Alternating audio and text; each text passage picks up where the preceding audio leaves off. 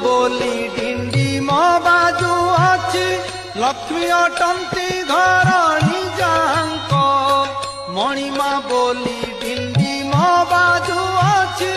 लक्ष्मी अटंती घरणी जांक सिंह दुआर ठू जगमोहन को भक्त भिड़े न मिलई बाट जगबंधु जगत नाथ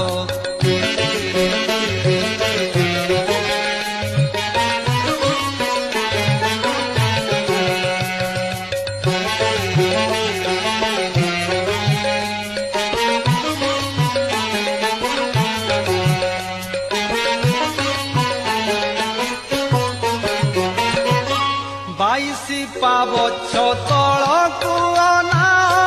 विराजी छंती काशी